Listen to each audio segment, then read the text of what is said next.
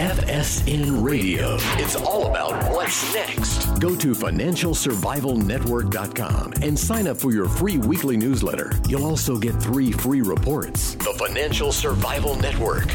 It's all about what's next.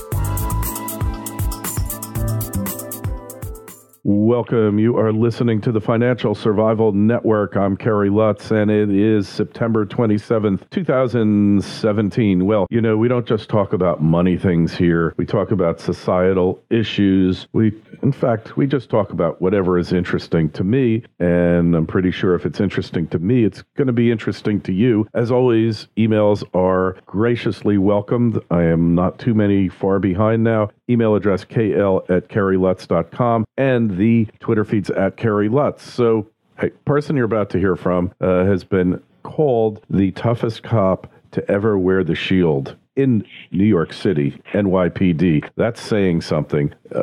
His name is Ralph Friedman. Ralph, you had over 2,000 arrests, 100 off-duty arrests, which means you didn't have a lot of time to do much else. And the numbers go on and on. You wrote a book that is an excellent book called Street Warrior, and you're the NYPD's most decorated detective. And now that book, your life basically has become a show on Discovery Channel's Street Justice, The Bronx. And with that, welcome to the show. We're really thrilled to have you on.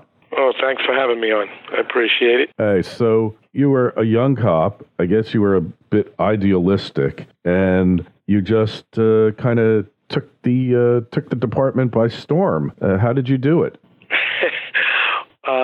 You know, you don't know really what you're doing when you first get out there. You know, you get out of the academy and you have your training and you have some knowledge, but it doesn't really prepare you for what you're going to see on the streets, especially when you get sent to a high crime rate area. And I was sent out right away to the 41st Precinct, which is known as Fort Apache. And believe me, I was just put into another world, you know. And I actually ate it up, though. The excitement got a hold of me, and it gave me an adrenaline rush. And I enjoyed making collars. I enjoyed protecting the community and taking bad guys off the street. And it was a rush.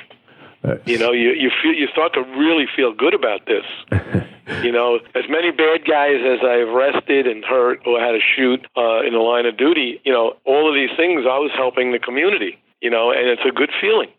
So you know, you're protecting people that can't fend for themselves, hardworking people that go out there and do the right thing and live in these communities that they can't really escape from due to financial reasons or whatever. And, you know, you're helping them.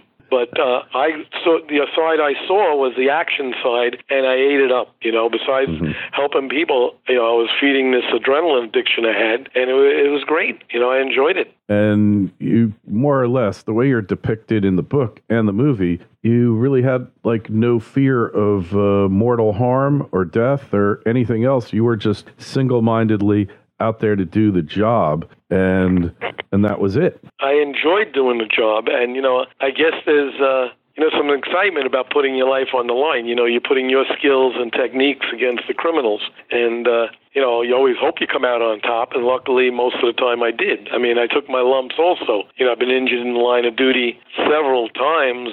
I've suffered broken hands 2 or 3 times. I fractured my skull twice. I was I can't tell you how many fingers and toes I broke, cuts from knives and razors. One last accident cost me 23 bones, a shattered hip. You know, you take your lumps and bumps, you know, that comes with the territory. I accepted all that. I didn't want to accept getting killed, so I tried to stay on top. Right. So had you always wanted to be a cop when you were growing up? I have never thought of it. It never entered my mind. I had a few interactions with police. I was just an average kid growing up. You know, I was on the school baseball team for junior high. In high school, I played football for a league. I raced cars. I had a good job when I graduated. I was a moving man, and I was making big money back then. It was $4.50 an hour. The rest of the state was making $1.15.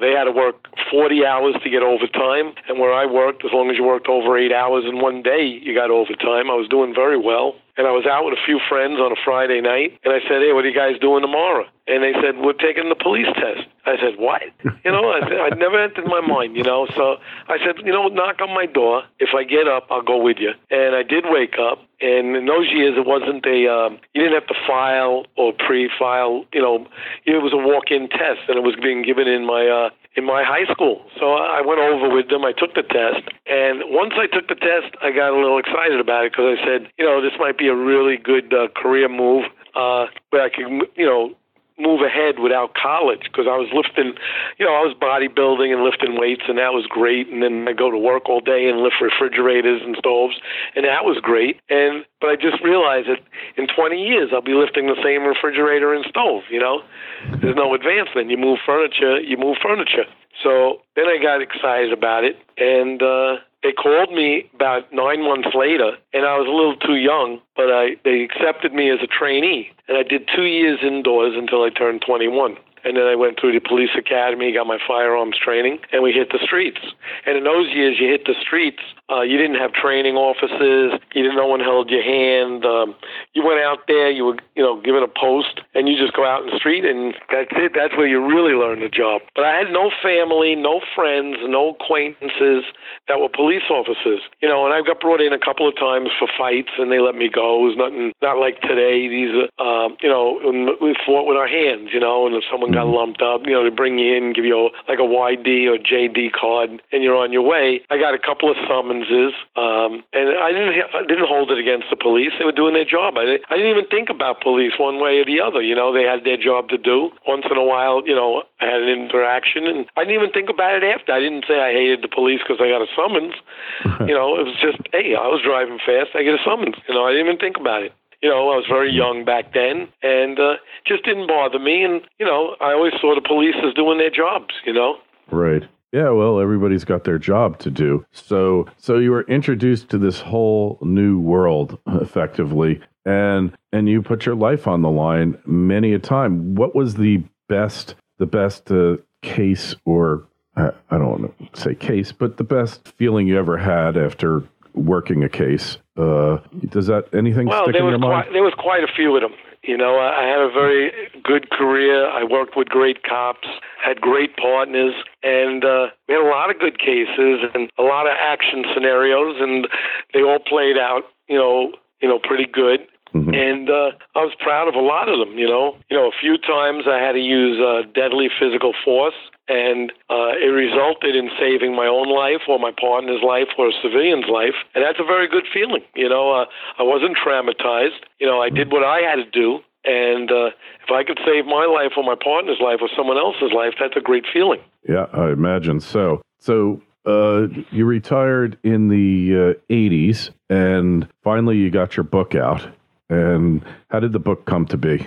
Well, I always wanted to write a book, but it was on the back burner for quite a while. A lot goes into a book, and it's a lot has to go into meeting the right person to write it with you, and also goes into who you meet to get it published or act as your agent and stuff. There's a lot of aspects of it, and I guess the timing was right. It's a time when they're trying to make police look bad. I think most people appreciate the police, but there's always a small segment that's very loud, and they get more of the attention, more like the squeaky wheel gets the oil. Right. So you got a lot of people making a noise, and I wanted to show the police in a good light. I feel that 99% of police officers are out there. These men and women go out there, they're not getting any backing today, and they're still doing a terrific job. They're the ones that separate anarchy and civil disobedience from law and order. Yeah. You need people to do that, and they're not being appreciated, but yet they go out there and do it, and the people should be more than thankful.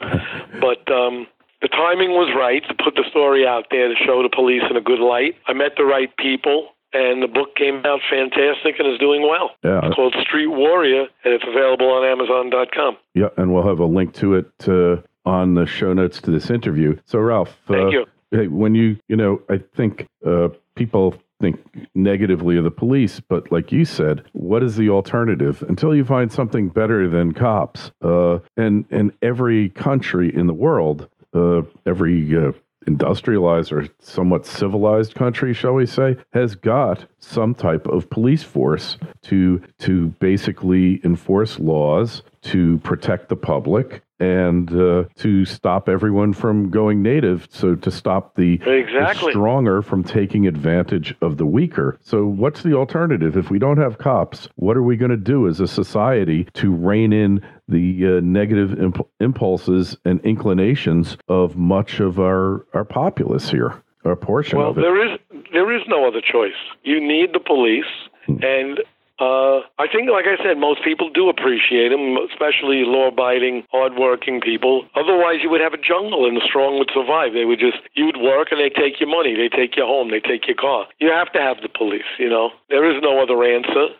People, you got to realize police do a job that, it's not always a good job. They do a good job, but they have to tell you bad news. Yeah. Your interactions with the police aren't like celebratory, They're telling you bad news, somebody in an accident, someone died, someone was killed. They have to give you summonses. They're forced to make an arrest. It's not like the fire department say. The fire department, there's always the good guys. They got to go to a fire, they put the fire out and save lives. Police do that too, but they have more interactions with people where the news and the things they got to do are in a negative light. Yeah. But it has to be done. Yeah. It takes a special kind of person to be a police officer. It really does. It really does. So, and also, police officers see the underbelly of the city. They see people and meet them at their worst, and they see some of the destructive nature people have, and the things that people could do to other humans that you wouldn't believe are being done in a society that we live in. That's for sure. You think of cases, oftentimes the police are put up to things by the politicians that they don't want to be doing, like giving out traffic tickets per se. Probably you don't want to be doing it, or arresting people for selling untaxed cigarettes, like what happened to that guy in Staten Island. And things happen as a result of these forced interactions, and the police are held responsible. But really, it's the people making the rules, the politicians, the suits up there, who really are the cause of this a lot of the time. Well, the politicians lead the direction, because the mayor is basically the boss of the police department. But there are laws that are on the books that, sometimes you got to enforce them. And the thing with the untaxed cigarettes, you got somebody who's breaking the law, first of all, selling untaxed cigarettes. But he's also doing it in front of stores that are licensed, pay insurance, pay rent, put their life savings on the line to have a store, and they're selling cigarettes. So there were a lot of complaints coming in on Eric Gardner, and he's just selling in front of their store. Right. Yeah. So now you would expect the store owners, they have every right to complain. Yeah, of course. I mean, if you're selling a product and you're paying rent, electricity, insurance, you bought the store, you buy stock, and then you have someone just walk up who has no expenses and is selling cigarettes in front of your store. Yeah. I don't think that's right. I don't even think you need a politician to tell you that man had to be arrested. And he took many arrests. He was warned many times.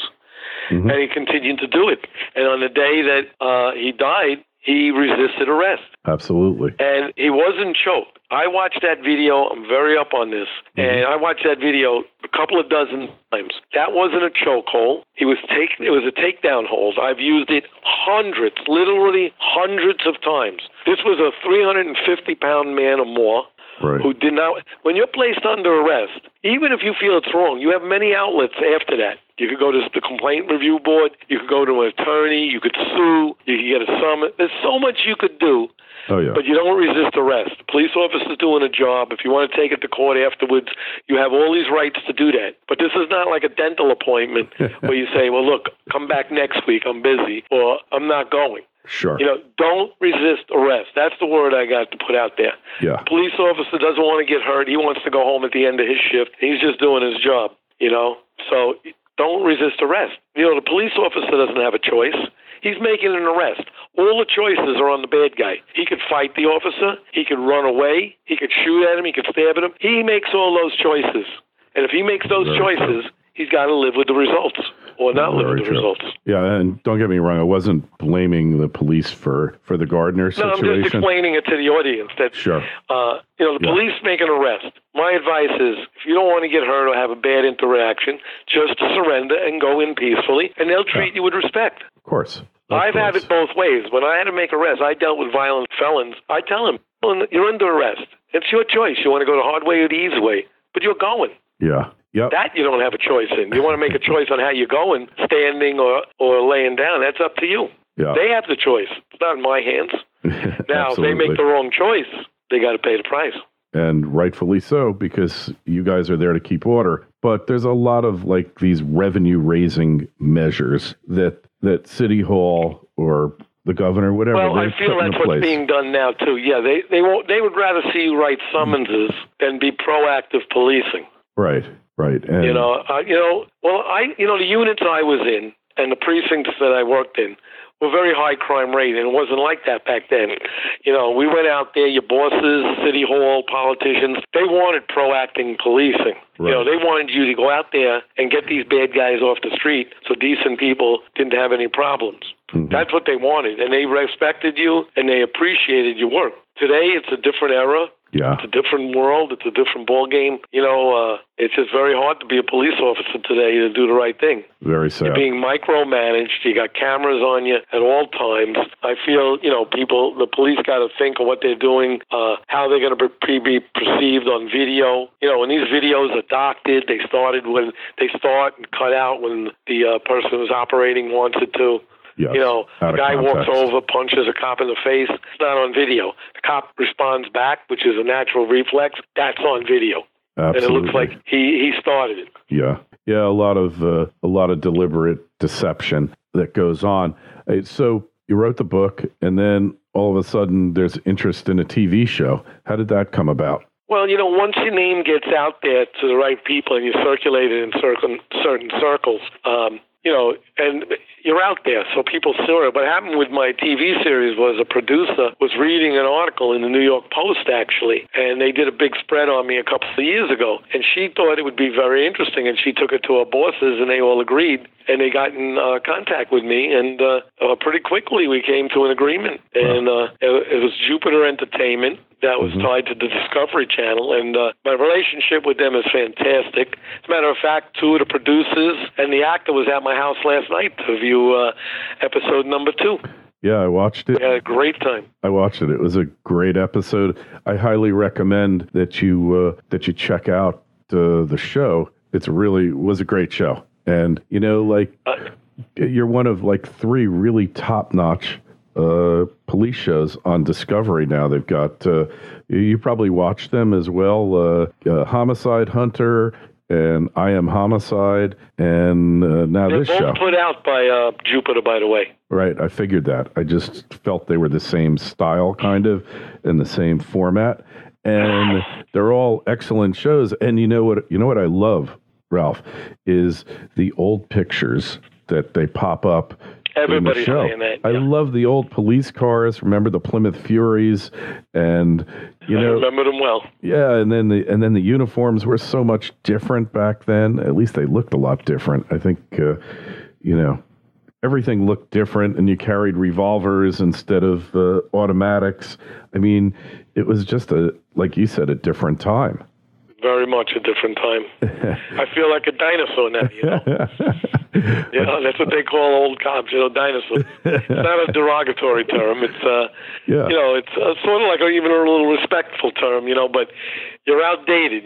Technology took us over, Yeah, well, now they have DNA tests. I mean, in that case that you got cell phones, you got video, you got DNA, you got computers, you got high-tech bullet finders, you got high-tech communications. It's another world. I am a dinosaur. Got it. Yeah, it's another world. I mean, could you imagine if you had any of that stuff when you were on the job, how much easier it would have been? You're pounding the pavement. Well, the one thing, if I had people who had cell phones back then, not the video, I wouldn't have survived video, but with cell phones, I think informants would be a lot easier. They would just call me and say, hey, there's a guy in the corner, he's wearing a blue shirt, blue jeans, and he's got a gun. But for an informant to get to me, he had to go through the precinct. The precinct had to find me. It was a whole procedure, and it took a lot of time, Yeah, communication. Some aspects would help us and some would hurt us. I think videos is, I think that's the biggest downfall for law enforcement. And besides policies, like, how they cut out or cut down tremendously, like 98% of stop and frisk. Right. You know, stop and frisk is a very, very strong tool of law enforcement, which is definitely needed. If people don't feel they're going to be searched or frisked, it empowers them to carry weapons. And what's going to happen if you carry a weapon? Obviously, sooner or later, you're going to use it. Yeah. Either shoot somebody or intimidate somebody. You're going to rob, shoot, injure, kill people. You know, absolutely. You have to feel that the police are going to check on individuals. If they get it. Back in my day, if we had a gut feeling or a hunch, and you caught a guy with a gun, that's considered great police work. Today, they consider it violated someone's rights, and everybody wants to sue you. Yeah. You know, it's a big difference. Big difference. Well, anyway, Ralph, it's been great having you on the show. We find your book, Street Warrior, on Amazon. I'm looking at the ad for it right there. It's also available in Kindle. Hopefully, you'll do an audiobook soon. It'd be great to hear you read the book and hear it in your own voice. Talk to them about that. And hey, like I said, got a question for Ralph, for myself? Email me, kl@kerrylutz.com. The Twitter feed's @KerryLutz, and the Facebook page is Financial Survival Network. Ralph, thanks so much for coming on, and best of luck on the book and the show. Thank you very much. FSN Radio. It's all about what's next. Go to financialsurvivalnetwork.com and sign up for your free weekly newsletter. You'll also get 3 free reports. The Financial Survival Network. It's all about what's next.